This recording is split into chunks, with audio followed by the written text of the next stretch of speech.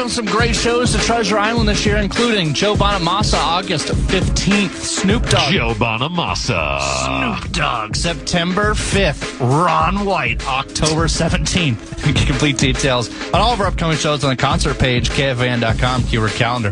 He's Brett Blakemore. I am Tenna B. It's now time for Big Bites. We'll begin with the Twins, where they got walked off in Milwaukee. And now it'll be Bowers.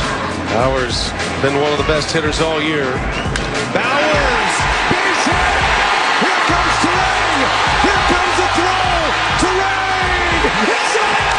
It's saved! And the Brewers win! And it's over. Call is confirmed. Jake Bowers with a walk-off single, and the Brewers beat the Twins 4-3. Walk-off number 5 on the year, and he does it with 2 strikes. Yeah, Twins lose 4-3 yesterday in Milwaukee. They lost 2-3 in the series. That 9-game road trip, they went 3-6 on. 5 of those 6 losses were by 1 run. 3 of them coming in walk-off fashion, including yesterday's loss in Milwaukee. That was Jake Bowers with that walk-off RBI single in the 10th. The Twins had the bases loaded in the 7th, had the bases loaded in the 8th, struggled to knock them in. They were 1 for 11 with runners in scoring position. And here is the manager, Derek Shelton, talking about that very situation. It's challenging. I mean, you're looking for a break. I thought maybe we got a break there when Uribe threw the ball into center field, but we couldn't capitalize. And I think, like you said, it was a really well-pitched game on both sides. Yeah, offensively for the Twins, Cody Clemens, a 2-run homer in the 6th that tied the game at that point. Career high 20 homers for Clemens. He's had a very good year. Brooks Lee also had a solo homer. And all of a sudden, your Twins are 1.5 games out of a playoff spot. Shockingly that they are only a game and a half, given how poorly they've been playing. Did you see who has surpassed them in the standings? No. The Detroit Tigers, out of nowhere, are now second in the American League Central. Luckily for the Twins, Cleveland has struggled as well. So both the Twins and the Guardians tied for 3rd in the division. But, the Detroit Tigers have been on a bit of a roll. And they are now... What if they end up winning the division after trading one of the best pitchers in all baseball, in Tariq Skubal, at the trade deadline? But Tigers they're on the move. They're just 3.5 games behind the White Sox. Twins and Guardians both half game behind Detroit. And kind of a big 9-game stretch coming up here for the Twins. Obviously less than 2 months to go in the season, but they face Baltimore starting tonight at Target Field. And the Orioles just a half game behind the Twins. So a team you are going to be fighting with to try to get into the wild card spot. Then they have 2 consecutive series against 2 very strong teams from the NL East in the Philadelphia Phillies and the Atlanta Braves. So Twins and Baltimore tonight, 6:40 p.m.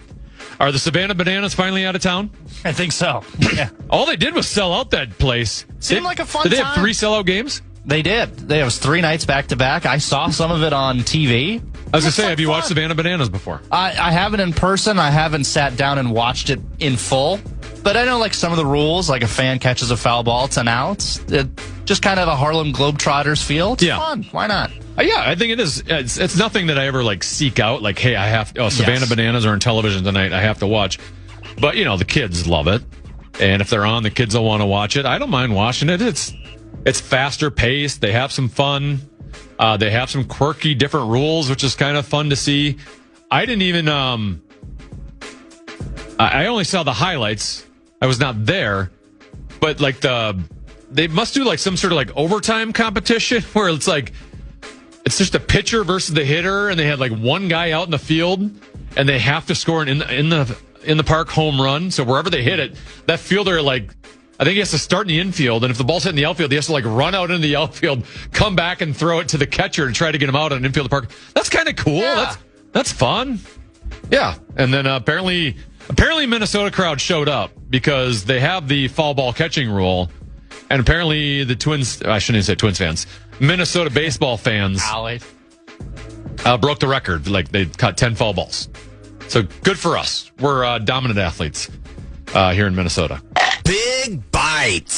Speaking of dominant athletes, how about your Minnesota Lynx Kayla McBride breaking records. Shooting 56% from the field, 47% from three. I mean, the efficiency. McBride. A new WNBA three-point record. 10 from the outside in one game. Yeah, Lynx beat the Wings from Dallas 103-90. They clinch a playoff berth. That was the highlight of Kayla McBride breaking the WNBA single game record with 10 3-pointers. She scored 43 points. The amazing part about her breaking the record with 10 3-pointers made, she did it on 14 attempts. It wasn't like she was jacking up. It's not like she was James Harden jacking up 25 attempts and you just happen to hit on 10 of them. She broke the record on 14 attempts. And I think she was 16 for 21 in the game. That's absolutely crazy. That is bonkers. Helps when you have someone like Olivia Miles dishing you the ball. She had 13 assists. That's a career high for her. She also scored 20 points. Here was Kayla on her record-breaking performance. Because at that moment, I'm just like, all I see is the rim and just trying to make a play. But yeah, I mean, I've always had something similar in the Vegas game last year where it's like people are like aware of what's going on, but you just kind of have to stay in the moment. Otherwise, I felt like I gave a couple away. There was a couple in third quarter that I felt like I could have made. I was angry about that. But, you know, just trying to recalibrate and just trying to win, really. That's all it is. Like just hooping and just trying to get a dub. But when it's going down, it's going down. And there's no better feeling like it, you know. Here's the head coach, Cheryl Reef. Obviously doing this at home, what an incredible way for the crowd to show their appreciation. They're like that for her all the time. So for her to do this and for her to feel that love, you know, was so fitting because Mac deserves all of it. And here's Olivia Miles. Sometimes when I come out the game and just airball a shot and people are standing up clapping for me, you know, it's the support no matter what you're doing out there. And it was special, you know, hearing her name chanted and fully deserved, and seeing a community of people who are truly there to support something they love is so special. You know, I've been to NBA arenas where people are kind of just in the concourse, just yapping, not really paying attention to the game. And, you know, that's no disrespect or shade to anything, but when you're in an environment where the fans are actually there to watch and you see everyone locked in and truly wanting us to do the best, it's a special feeling. So I thought that was an interesting comment from Olivia Miles, and both Reeve and Miles talked about, hey, doing it in front of your fans. And the Olivia Miles comment I found interesting because I feel like the same way when I've gone to a Minnesota Frost game. I don't know if you've gone to a Frost game, Brett. Clearly, you're not filling 19,000 at Grand Casino Arena, right? They're only on the lower level, and they're filling up about half of the first level. There is just a different vibe, though, with the fan base at Frost games that I haven't really experienced. I think maybe United might be the next closest. But like for Frost games, like I feel like when I'm watching, like every single person in there is watching the game and into the game and like constantly making chants and constantly like supporting, right? Like, I love the Minnesota Wild. They have the greatest fan base in the history of the world, but there's times where it's dead and it's silent, and every time you're in the section and the people behind you are talking about their business call that they were on, and not right, like, when you get to the playoffs, it's different, but like a regular season game for any other sporting event, like a Twins game, right? Like not everyone's paying attention to every single pitch that's being made. I've always felt that's different in a couple of Frost games that I've gone to, where I'm like, just the whole crowd seems into it the entire time. And maybe that's what's happening over there with all the Lynx games at Target Center. By the way, the Lynx take on the Portland Fire. 9:00 start Wednesday night. Of course, you can hear that probably right here on the Fan and on the iHeartRadio app. Big Bites. Here's KOC talking about the quarterback decision. Doesn't sound like it's coming out anytime soon. Nothing has really changed from a standpoint of the timeline and things like that. So, we'll see how the reps continue to go, and when we feel like we're at that place, we're going to, make sure we communicate that both in-house and internally and obviously to you guys as soon as possible. Here's the Vikings cornerback Byron Murphy Jr. talking about basically new players on the defense trying to work their way in. You just got to know what you could be doing at certain times, because you could be a corner playing nickel, playing different position in this defense. It's just really about what spot you're in. Obviously, some guys played different defenses before, but I just feel like once you get in this playbook, once you talk to Coach Flo, talk to the coaches, you could get it pretty fast. So I just think we've been doing a group job, a great job, and just trying to know the defense. Everybody just, like I said, just learning it pretty fast. Vikings are actually off today, so we're not going to hear anything related to training camp today. They'll be back at it tomorrow in Eagan. And then they finally play someone in a different color jersey on Saturday. They are in New York to take on the Giants. That's a noon start Pregame right here on the Vikings radio network, Vikings audio network. We'll be at 10 a.m. Brett, are you just so excited to start working Vikings games again? Oh, I can't wait. Well, I'll be working Packer preview and then get out of Dodge before it starts. Hit a bucket of balls and come back. Big Bites. And lastly, a golfer I'd never heard of until today. Michael Brennan won the Wyndham. What a thrill this has to be watching their boy right here. Fighting for birdie. How beautiful is that? Unbelievable performance.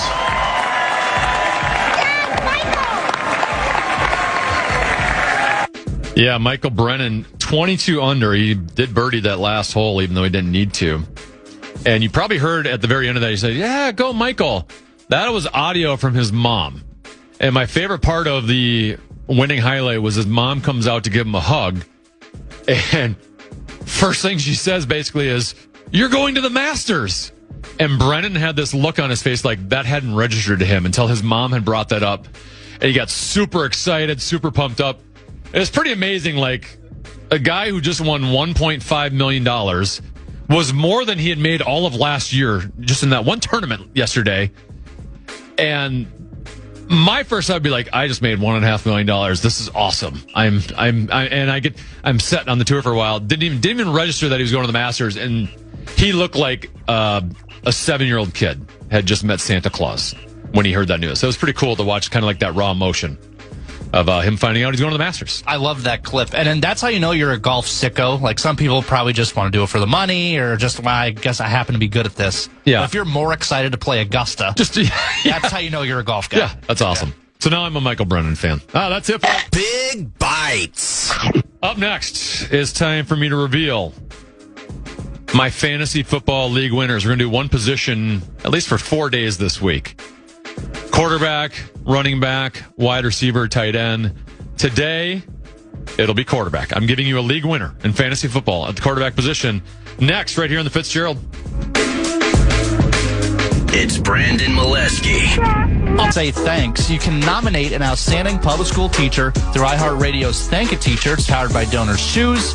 They can receive $5,000 for their classroom with supplies, resources. You can nominate now at iHeartRadio.com/teachers.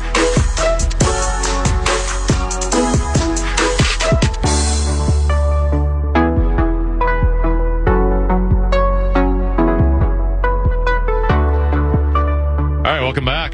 Tennafitzgerald, Brett Blakemore with me. It's that time of the year.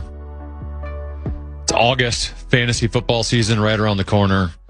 And I like to get back to the listening public and give you some fantasy football league winners. So for 4 of the days this week, I'm going to give you a quarterback, a running back, a wide receiver, a tight end that will be a league winner at their position. Now, Brett, I know you were looking for the league winners from last year. Did you happen to secure those? I have two, so it must be a similar thing that we did last year, where I worked some of your shows this time. So I have 2 of them. I have a quarterback and a running back from last year. So I think I remember the wide receiver and the tight end, actually. So okay. I might be able to fill out the other half of this. How'd the quarterback go? I think I remember the quarterback, though. Was it Bryce Young? Your quarterback is Bryce Young. Oh, boy. Well, he was. He definitely wasn't a league winner.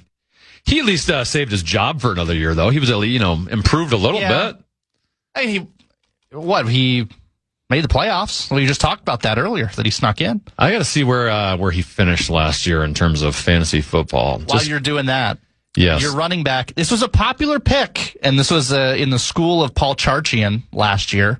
Your running back, Chase Brown. He did all right, didn't he? It wasn't bad. It wasn't a league winner. He wasn't a league winner. No. But he wasn't like a total bust. You regret picking him, but he wasn't a league winner. I don't want that. There we go. Let's see. Let's go quarterbacks. Doesn't really. Oh, there's total points. Who did we have a quarterback? Oh boy, Bryce Young. Oh boy. 4, 5, 6, 7, 8, 9, 10, 11, 12, 13, 14, 15, 16, 17, 18. 19. He finished as quarterback 19 last year. Yeah, so not great. Not great. Josh Allen was the first. Drake May was second. Let's move on to the running back position.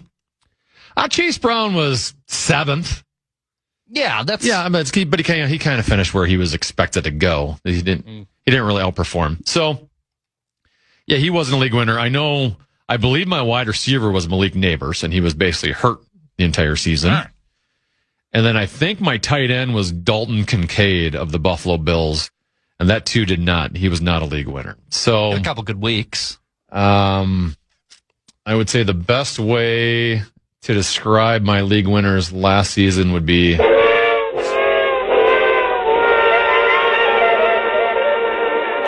this is a new year with new league winners, and I'm ready to provide you your fantasy football league winner for the 2026 season at the quarterback position. I'm going to give you a quarterback that is currently QB 17 in ADP, but has top 5 potential in him. Go ahead and call me a homer.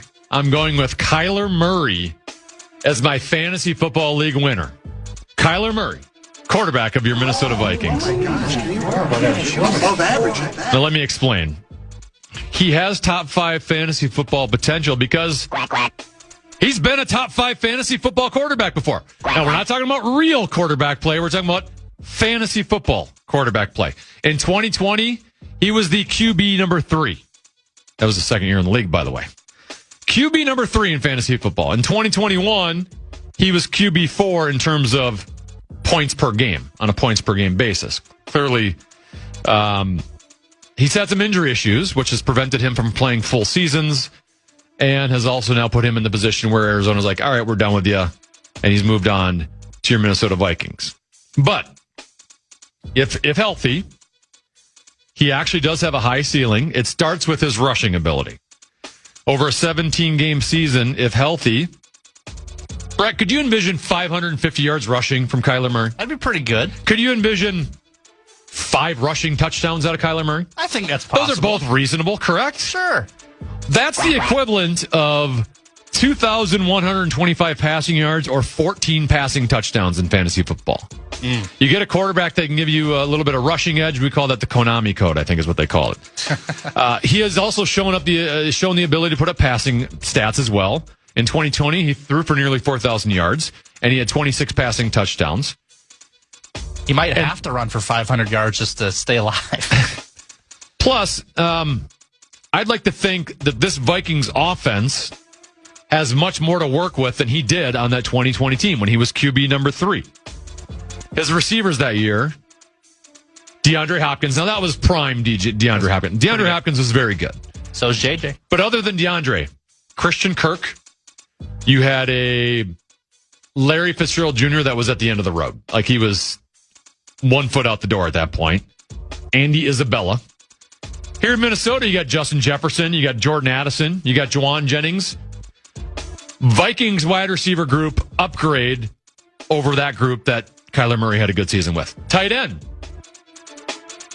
Tight end in Arizona. I could give you 30 guesses. You probably wouldn't even come up with the name.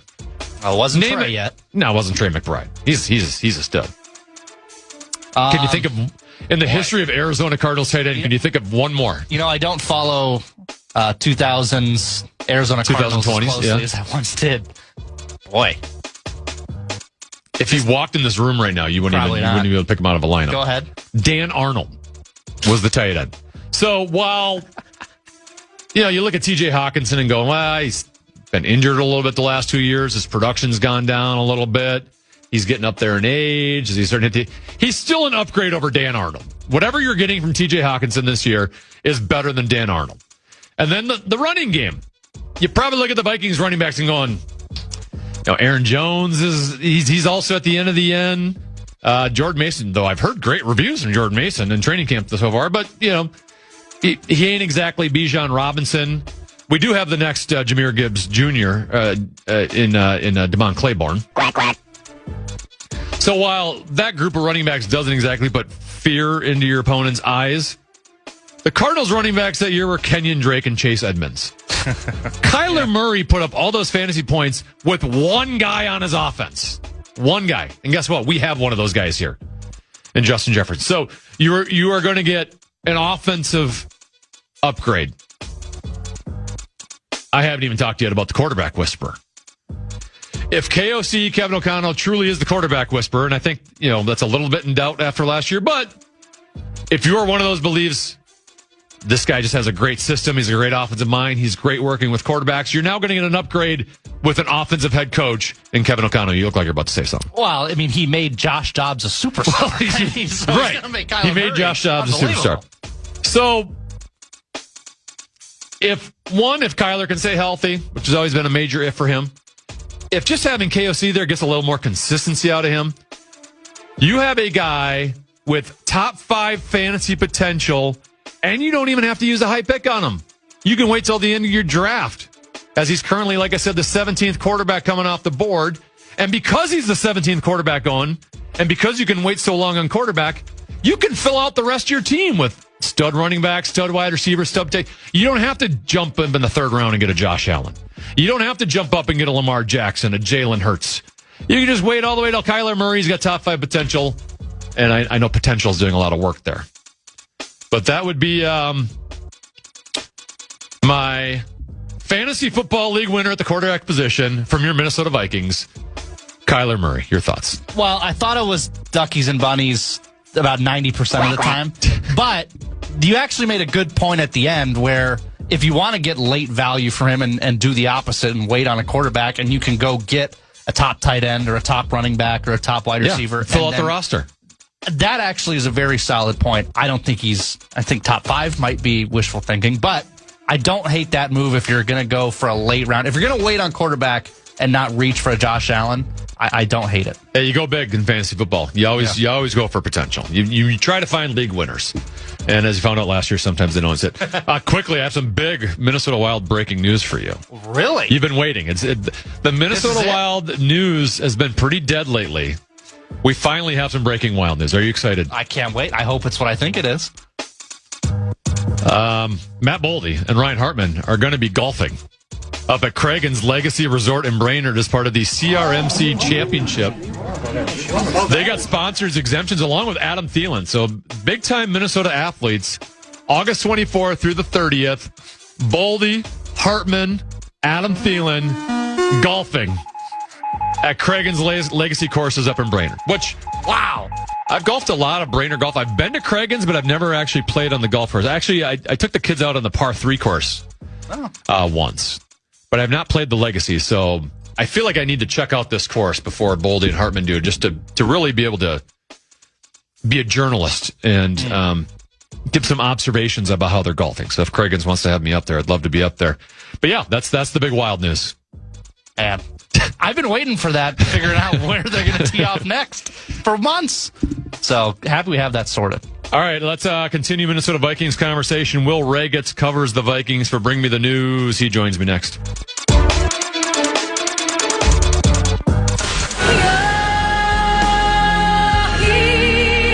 Taking on water once again. I know what's happening with your favorite KFAN shows. You can make your voice heard on the Bradshaw and Bryant KFAN text line. Just let us know what you have to say by texting your message to 64686. That is 64686. Standard text message and data rates apply.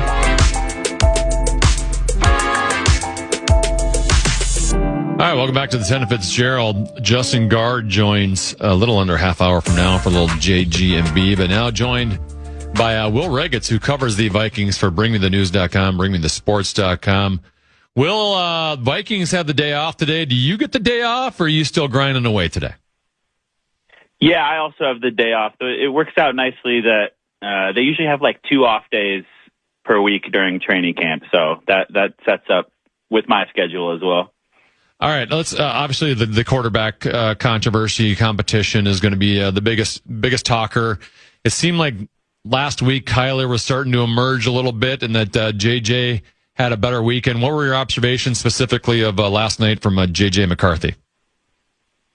Yeah, I mean that's how I felt too. On Wednesday, I thought Kyler was maybe starting to pull away a little bit. He had some impressive deep balls, definitely won that practice, and then there was a day off Thursday, and then this whole weekend it's been 3 straight practices where Murray hasn't been great, and I think Friday and then last night, Sunday night, fully padded practices. McCarthy was definitely the winner of both of those. He started really, really strong last night. He completed all 6 passes in a 7-on-7 period, including a really great throw to Miles Price for 25, 30 yards to the left sideline. A couple other non-routine or above routine throws, I would say, in that period. And then he started hot in the first 11-on-11 period, too, at a deep ball to Justin Jefferson, which was, it didn't hit him in stride. It could have been a touchdown if he did, but there was some interior pressure, and he still got it there for a big gain. And it's really the first time we've seen McCarthy aggressively push the ball downfield. That's been kind of one of my concerns in camp is his completion percentages have been fairly high, but it's been a lot of shorter throws. So it was good to see. And then it tailed off a bit after that and the rest of the 11-on-11 periods, which isn't to say that he was terrible, but there were some misses. There were some moments definitely where Brian Flores' defense was affecting things quite a bit, especially in a red zone period. So it's still a little bit of up, a little bit of down. McCarthy definitely was better than Murray on the night. Kyler threw a couple interceptions, but I'm just at a strange point in this quarterback competition where I don't really know what to think because neither one of these guys is showing a ton of consistency or stacking good day after good day and separating in this thing. I want to ask you to go further into the types of throws that JJ's had to make, because last year some of the criticism with JJ was he needs to improve on, some of the touch passes, right? Like he just has a 1-speed fastball that he was throwing all the time. Or, I thought I heard that, towards the end of last year that they were like not calling plays for him to throw the ball over the middle for whatever reason. So, the areas that he had weaknesses at last year, have you seen any improvement in those areas so far, at least, through August 10th and still with time to go? Yeah, I have seen some improvement with your first point is one that we've talked about a lot since McCarthy was drafted is, like you said, he's got that fastball. He can really rip it when he steps into it, and it's just a straight line. Even if he's, leading a receiver to the sideline, whatever it may be, he has, I think, improved in the ability to take a little bit off and throw with some touch and layer a little bit. You're still looking to see more of that and more consistency. And then the other thing, to your second point, it still hasn't been a ton of the throws over the middle. It seems like a lot of his highlights in training camp come on throws towards one sideline or another. He seems particularly good throwing to the right side, but the Price one in 7-on-7 was to the left side. Mm-hmm. So, yeah, you've seen some improvement. What I'm wondering is it enough from McCarthy? And this thing isn't over. There's still a few weeks left in training camp and preseason games and joint practices. But is it enough from McCarthy to where, after, frankly, having a historically bad debut season, when you just look at the numbers, Kevin O'Connell will be comfortable declaring him the winner and starting the season with him as the quarterback? And that's what I'm just not sure it's been quite enough. But at the same time, this has been 3 straight days where we're not seeing the consistency you'd expect from an 8th-year veteran in Kyler Murray. So, I don't know exactly what to think right now, except that this thing's going to keep going into this week and ideally, I think, into the preseason, because that would provide some really good reps against a defense that isn't operated by Brian Flores. All right, give me a little deeper dive on Kyler Murray last night. I've read that he had 2 interceptions. Sounds like he scrambled a little bit more. What were your observations from him at last night's scrimmage? Yeah, he started in 7-on-7 with a ball that was a little high for Josh Oliver, and Byron Murphy got a hand on it. Then completed the rest of his passes in that 7-on-7 period, although they were mostly pretty routine. And then it was just a struggle to get a lot going through the air. Part of that being that he's getting a lot of these reps with the first-team offense against the first-team defense. And that first-team defense had Blake Cashman blitzing up the middle and making all kinds of plays, had Dallas Turner looking good coming off the edge, Jalen Redmond, about Byron Murphy and Isaiah Rodgers. And it's just, even without a few guys, it was an impressive defensive performance. So that's, I think, some context, not trying to make excuses by any means for Murray, because he wasn't great. He threw a couple interceptions. He tried to fit one in. I don't remember who the receiver was over the middle, but Safety got a hand in there, and it deflected to James Pierre for his first interception. And it was deflected, but the ball was a little late, and it was a good play by the defense.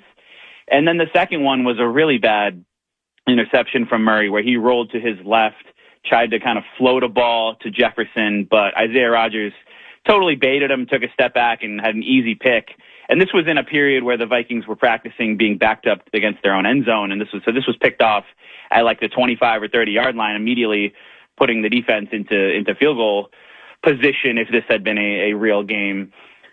Murray, we did see some impressive scrambles, I think, as partially because of all the pressure the defense was bringing. He had to do that at times, and that is something that we know he can do, but just not a whole lot of high-level throws, except for one to Jordan Addison in the red zone for a touchdown comes to mind. But, yeah, I keep saying, like, Murray is adjusting to a complex new offense. He's going against a tough defense, but those things only go so far. You want to be seeing more than you are right now from him, I would say.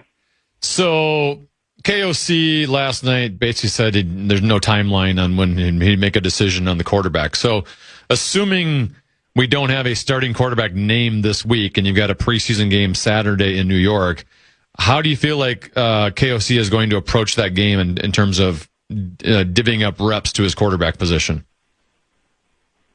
I think that he should play both of those guys for a good chunk of time. Will that happen? I don't know. I tend to lean on O'Connell's past tendencies, which are just really to not play guys, his starting guys, very often in the preseason. But I do think this year is a little bit different than previous O'Connell years. I mean, the first two, it was clearly Kirk Cousins. In 2024, it was pretty clearly Sam Darnold. I mean, he wasn't declared the starter right away after they drafted McCarthy, and then last year was pretty clearly McCarthy. So this is a bit different. So I wonder if he will change those tendencies and play Kyler Murray for maybe a quarter or something in this game. You're not going to see Darrisaw, Jefferson, and some of those guys, but I think you could play some of the other starters to help with the evaluation.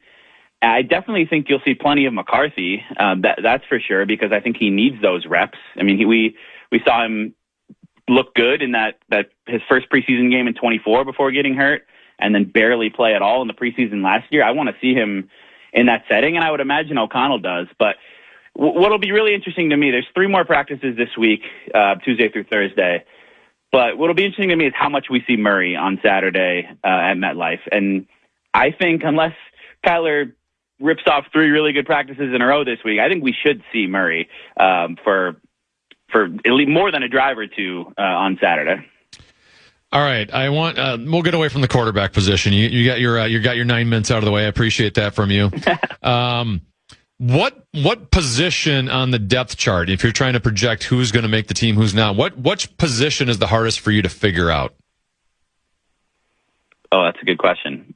I mean, you can look at a lot of different positions and have kind of some questions. I mean, every single one has, the locks, the guys that you can pretty easily pencil in, but then towards the bottom of the depth chart, there's lots of questions. I think wide receiver is one that's pretty interesting to me. Obviously, you've got the 3 locks in Jefferson, Addison, and Jennings, and then Ty Felton has definitely done enough to be on there. I think Miles Price has also shown some things as a receiver, which has been interesting because we know what he can do as a returner, at least when he's taking care of the ball back there. But then it's, do you keep a 6th guy? Because Jayshon Jones, who's the guy who's been on the practice squad the last couple of years, has turned heads throughout camp. Dylan Bell is an undrafted rookie out of Georgia who was a big story in OTAs and minicamp, but then has been a bit quieter. Dante Fleming is another guy they have who has done some interesting things in camp. So that's one. On the defensive side, I think the linebacker spot is interesting. Jamal Adams is now maybe back to being a safety after initially playing linebacker. He switched his jersey number like a week after signing with the Vikings, which was notable. But does Ivan Pace stick around? And maybe that depends on if you view Adams as a linebacker or a safety. So I just think, I don't know if there's one position that is the hardest to project, but all of them, or a lot of them at least, have some kind of intriguing niche questions when you get into the back end of the 53. Talking with Will Ragatz, who covers the Vikings for BringMeTheNews.com, BringMeTheSports.com. Whenever you're talking about going against your own team, whether it's the Gophers or Vikings, and you hear one side of the ball doing well and one side of the ball not doing well, it's always hard to know, well, is that side really good or is the other side just not that good? And I had that same thought come up last night when I read that, there was a lot of interior pressure coming up on J.J. McCarthy and Kyler Murray last night. First thought was, well, Vikings offensive line has struggled in the interior before. That's not a good sign.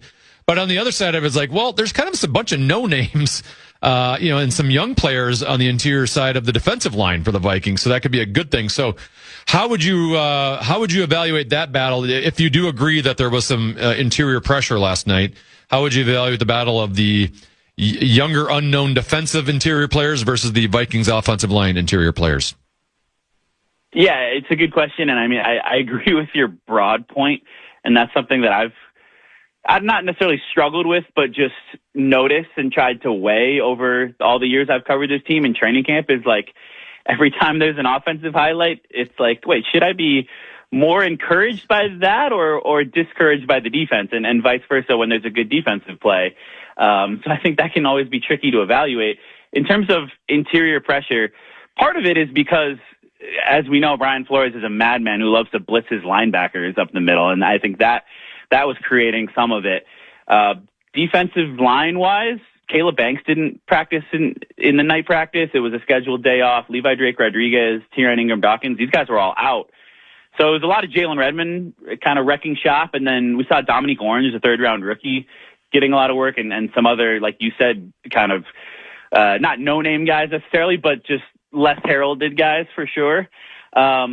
I think that is encouraging that some of those guys were able to create pressure.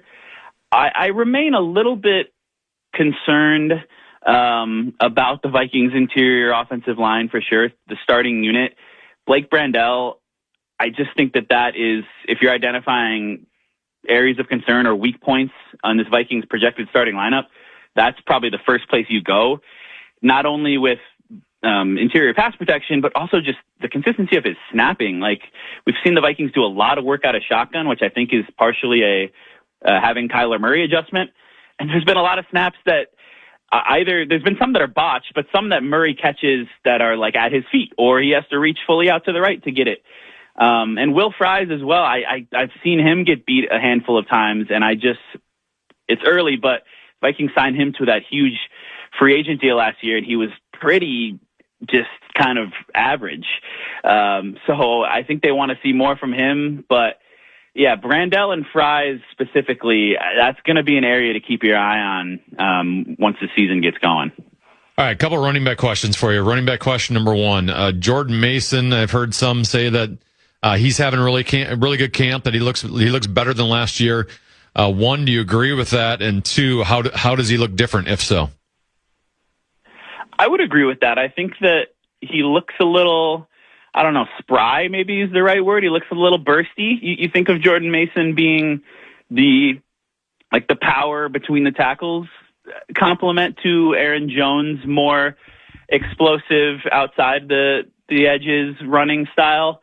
But we've seen some runs from Mason where you're like, okay, that's some real giddy up that you don't necessarily expect from him. I don't know. It's tricky to evaluate running back play in training camp settings, but I would say I agree with that assessment from Mason overall, and I think part of it is maybe just what his role is in this overall kind of overhauled running game where the Vikings are doing more outside zone stuff with Frank Smith, the former Dolphins OC, now on the staff. And I think that's been a really big emphasis for them is trying to get this running game going. It was better last year after that's been a struggle under Kevin O'Connell. But there's definitely still another kind of degree of efficiency and explosiveness that they can get to. And if they can, that would go a long way for whoever's playing quarterback to kind of just lean on running game, lean on the defense, take care of the ball. I think that could be the formula for this team to win games. Okay, you just mentioned Frank Smith and his impact on the running game. I know at the Combine he was quoted as saying he wants this to be a vertical wide zone team. Will, I didn't play football past the 9th grade. We never did vertical wide zones. I don't know what that means. I mean, I have an idea what that could mean, but do you have any explanation for what a vertical wide zone means and how challenging is it to kind of make that transformation in an offense from where they were before? Yeah, so this team in previous years under O'Connell was more of the kind of power gap scheme runs, which you think of being a little more between the tackles, and there's certain ways that is designed to be blocked up. The outside zone stuff is like, that goes back to when we think about like the Gary Kubiak Vikings and then Clint Kubiak as well, and just trying to get all of your offensive linemen moving in one direction or the other after the snap, and then in doing that, you get some space and you create cutback angles for the back going to the edge. And that's why, we saw the Vikings draft all these really athletic linemen under Rick Spielman, like Brian O'Neill and Garrett Bradbury and Ezra Cleveland and all these guys who could run impressive times in the 40-yard dash, even if you don't at first think that that's an important thing for offensive linemen. So I think they're trying to get back to that a little bit, and they have the personnel to do it. I mean, they drafted Donovan Jackson last year, who's athletic. Still obviously have O'Neill around, and then Darisaw is extremely athletic. So I think they're trying to get back to that a little more. And that works well with Jones' skill set, definitely. And I think we've seen Jordan Mason be able to handle some of that well. And then also that ties into why they took a shot on Damon Claiborne in the 6th round, because in an ideal world, he's that kind of back who thrives in that type of scheme where you can get to the edge and cut and ideally break through for big gains on the ground. You mentioned Darisaw. I'll admit, I have a little PTSD after last season of the amount of games he missed and the amount of games he pulled himself out. So when I hear, that he's, didn't participate in the scrimmage last night, there's always a little side of me that goes, are we certain we're 100% on this guy? And I get it. Any superstar player is probably not really playing in that game anyway, but please just, talk me off the ledge about Christian Darisaw and tell me that everything's going to be great with him this year. Yeah, I think there has to be a little bit of a leap of faith with that. I will say, from Darisaw's own words, he said he feels better than he has, or as good as he has since before the injury in October 2024. He feels like he's back to being himself. So we're taking him at his word. That is certainly encouraging. I do think there's always going to be a little bit of caution maybe, or managing that, where O'Connell said that they're viewing this upcoming week as a big week. These 3 practices coming up, so they wanted to give Darisaw the night off. That was always scheduled. They did the same thing with Caleb Banks, who was coming off the foot surgery earlier this offseason. I will say that, until we see Darisaw play 17 games or even 14, 15 games and play every snap in these games, I understand that there will be a little bit of skepticism there, just because sometimes athletes, especially big guys, have an injury and that it just sticks with them. And I'm not saying that I think that's going to be the case, but I guess I'm not doing a great job talking you off the ledge here, but I think that it's understandable to have a little bit of skepticism until we see it. But everything we've heard from Darisaw, O'Connell, other people, he feels good, and he feels like he's back to being himself. So I think there's definitely reason for optimism. All right, final question for you, and I'm going to ask you to dig deep here. Let's see if you can do it. I need you to name one guy through training camp, a guy that I've never heard of. Give me a name of a guy I've never heard of that has splashed and could potentially make the team. Oh, that's a good one. Okay.